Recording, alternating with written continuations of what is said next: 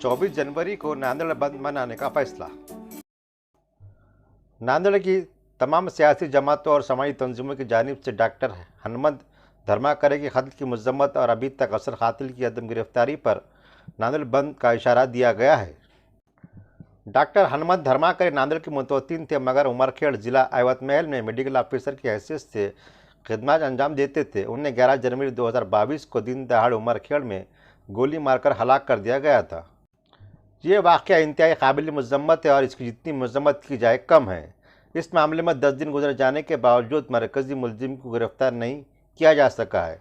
मामले की सही सिर्फ में तफ्तीश नहीं हो रही, इसलिए डॉक्टर हनुमंत धर्माकरे इंसदाद कत्ल जद्दोजहद कमेटी की जानिब से ज़िले की मुख्तलिफ सियासी पार्टियों, समाजी तंजीमों और मुख्तलिफ तंजीमों के कारकुनान की जानिब से 24 जनवरी 2022 को इस मसले की तरफ तवज्जो दिलाने के लिए एहतियात करने का ऐलान किया गया है। ज़िले के तमाम सियासी व समाजी तंजीमों से इस बंद में शिरकत की अपील हनुमंत धर्माकरे कत्ल मुखालिफ जद्दोजहद कमेटी की जानिब से की गई है। नांदेड़ ज़िले में आज सबसे ज़्यादा कोरोना पॉजिटिव मामले।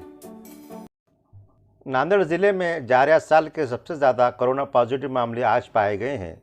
जिला सिविल सर्जन डॉक्टर नीलकंठ भूसीकर के प्रेस नोट के मुजब ज़िले में आज 22 जनवरी को 2258 अफराद की रिपोर्ट मौसूल हुई, जिसमें से तकरीबन 40% यानी 858 अफराद पॉजिटिव पाए गए हैं। दूसरी जानिब एक अच्छी खबर ये भी रही कि रिकॉर्ड तादाद में 619 मुतासरीन को आज सेहतयाब होने के बाद डिस्चार्ज दिया गया है। आज नांदेड़ कॉर्पोरेशन हदूद में 480 अफराद की रिपोर्ट पॉजिटिव आई है, जबकि एक भी मरीज़ की मौत नहीं हुई है। नांदेड़ ज़िले में रोज़ाना पॉजिटिव मामलात में इजाफे से ज़िला इंतज़ामिया काफ़ी तशवीश में है।